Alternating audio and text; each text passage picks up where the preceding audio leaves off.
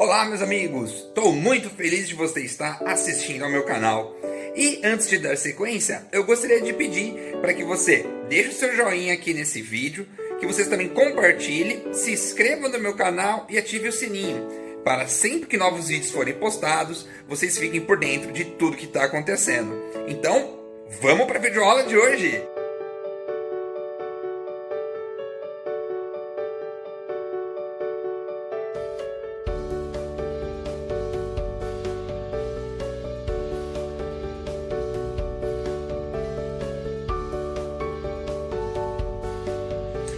Olá, meus alunos! Na nossa aula número 21, hoje, sim, aula 21 já, hein? Quem diria? Já se passaram 20 aulas e vamos seguindo. Na aula de hoje eu vou falar sobre o desenvolvimento de peças, a importância que isso tem no jogo. Então, vamos lá!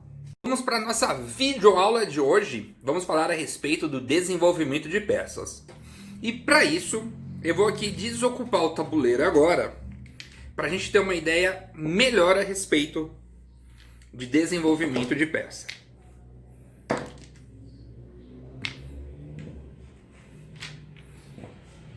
Tá certo?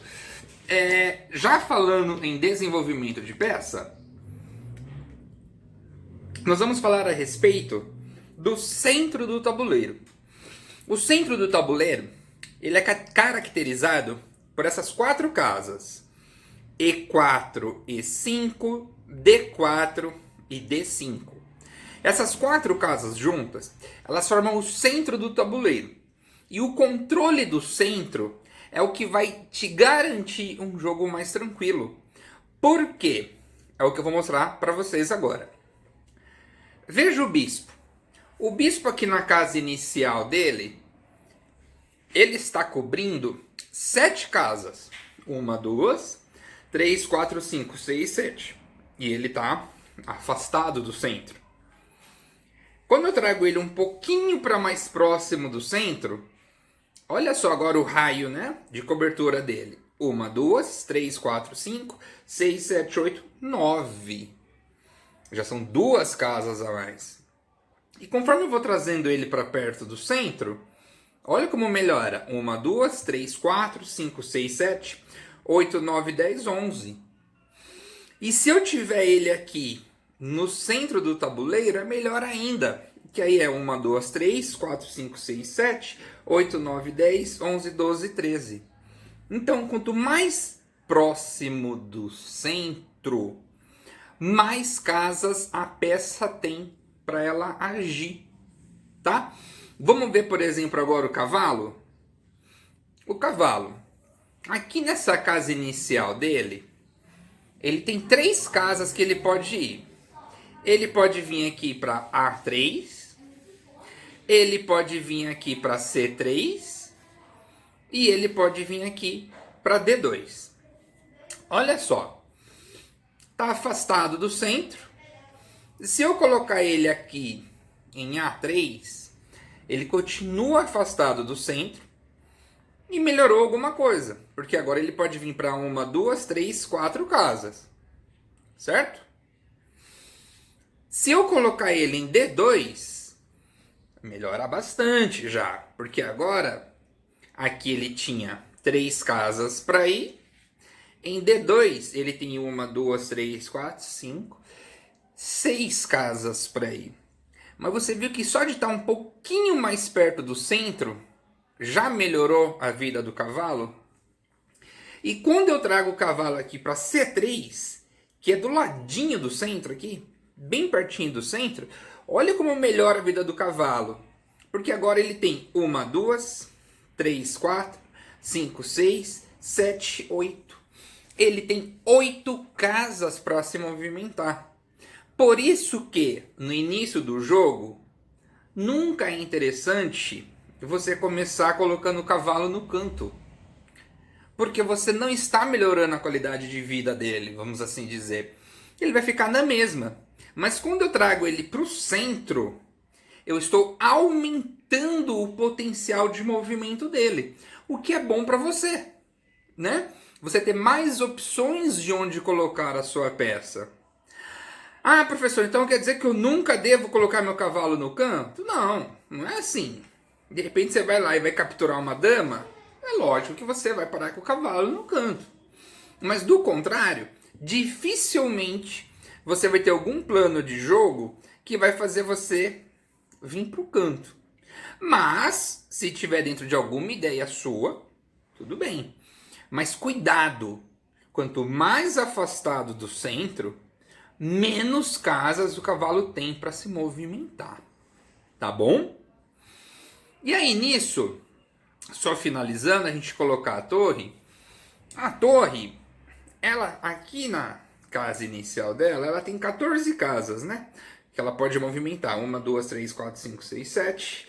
1, 2, 3, 4, 5, 6, 7. 7 mais 7, 14. Só que tem um detalhe. Se eu trouxer ela para cá, continua sendo 14. 1, 2, 3, 4, 5, 6, 7, 8, 9, 10, 11, 12, 13, 14. Até mesmo no centro do tabuleiro, a ação da torre é 14 casas. 1, 2, 3, 4, 5, 6, 7, 8, 9, 10, 11, 12, 13, 14. Então, o que isso nos mostra? Que no começo do jogo, nós devemos nos preocupar em colocar o cavalo e o bispo para jogar. Porque nós precisamos melhorar a qualidade deles. Nós precisamos dar uma dimensão de movimento maior para eles.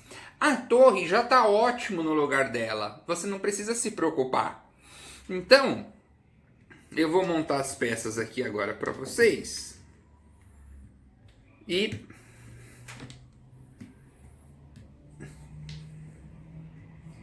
vocês vão compreender o que eu quero mostrar. É muito comum as pessoas que estão iniciando moverem os peões.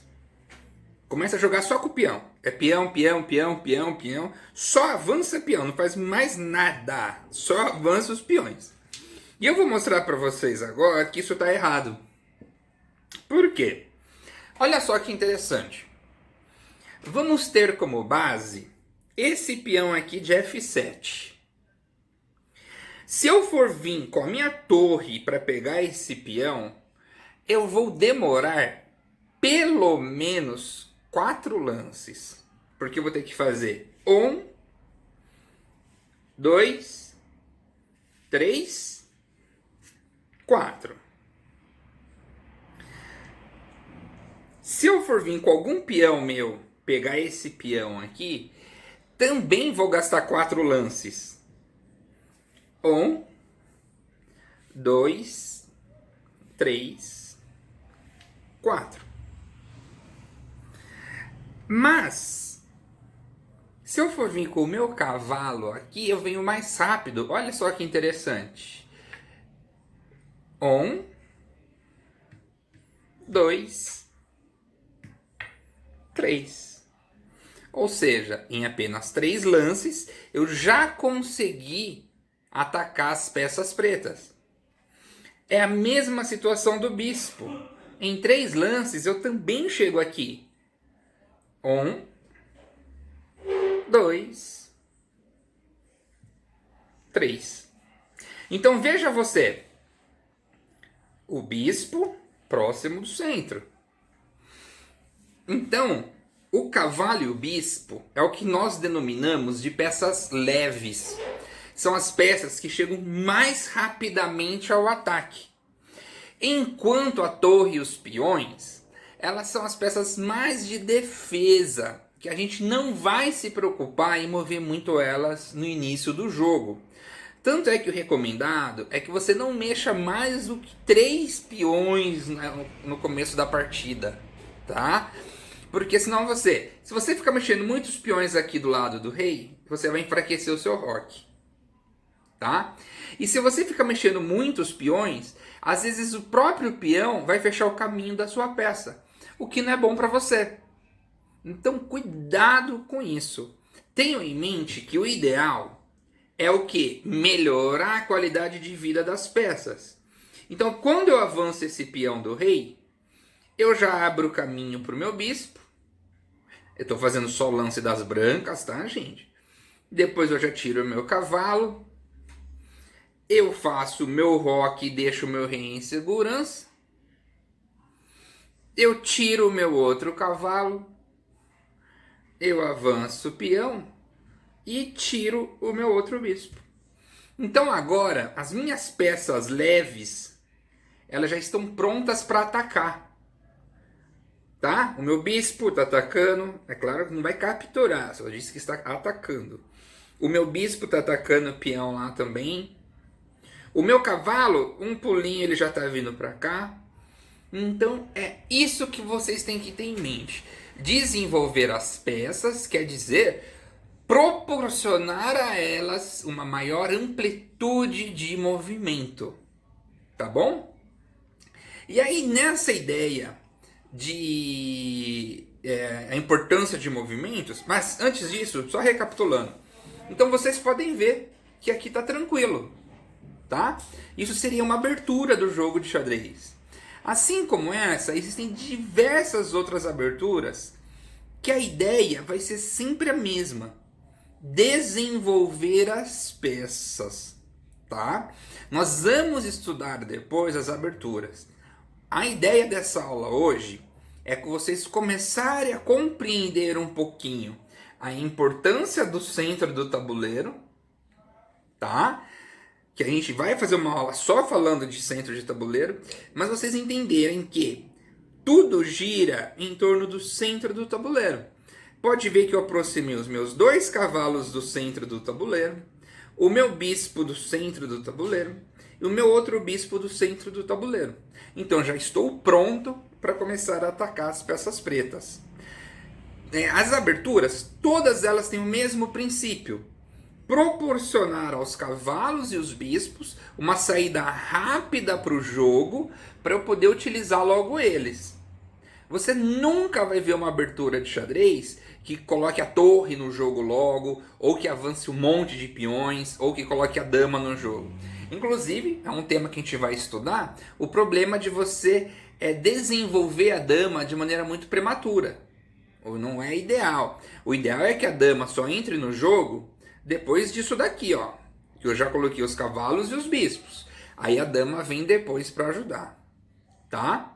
Então, tome muito cuidado com isso.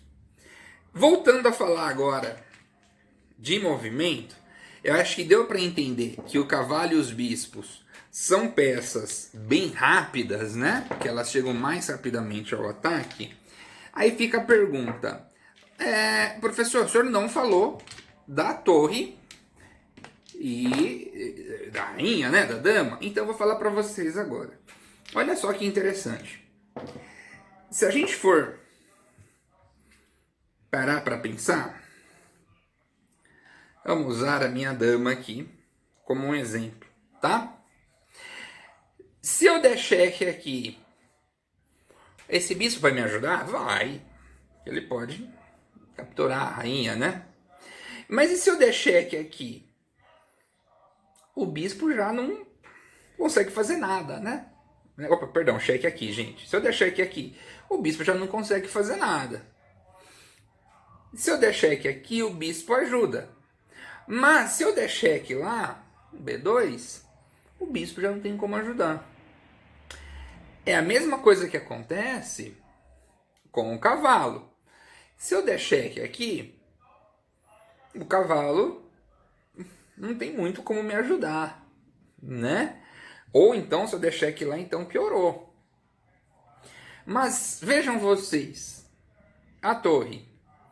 Se eu der cheque aqui, a torre cobre. Se eu der cheque lá, a torre cobre. Se eu der cheque aqui, a torre cobre. A torre, ela é muito boa para defender o rei. Então, quando as duas torres estão juntas, então, na mesma coluna ou na mesma fila, elas ficam mais fortes ainda. Mas a torre é uma importante peça de defesa, tá? Para proteger o rei. Ela é muito importante. Como vocês podem ver, ela ajuda muito a proteger o rei. Então, qual que é o ideal do jogo no começo da partida? É eu tentar, com os meus cavalos e os meus bispos, pegar as torres do meu adversário. Por quê? Porque eu vou enfraquecer a defesa dele. Eu vou enfraquecer a proteção dele do rei. E vai facilitar eu dar o checkmate. Mas professor, aí onde entra a dama nessa história? Pois bem, a dama tem o mesmo movimento do bispo, correto? Então ela é uma excelente peça de ataque. Assim como ela também tem os movimentos da torre. Então ela também é muito forte para defender. Por isso a torre é tão importante, porque ela desempenha muito bem o papel tanto de ataque como o papel de defesa. E é por isso que a gente tem que ter muito cuidado em não perder a dama.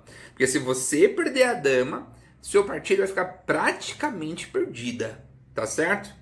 Então espero que vocês tenham entendido, que essa aula ajude vocês a entenderem um pouquinho melhor de como deve começar uma partida, o que é que você tem que ter em mente e não simplesmente ficar avançando os peãozinhos, um sim e um não para ficar bonitinho, ou parar de sair com o cavalo para o canto e começar a colocar o cavalo para o centro do tabuleiro, começar a prestar mais atenção nessas coisas.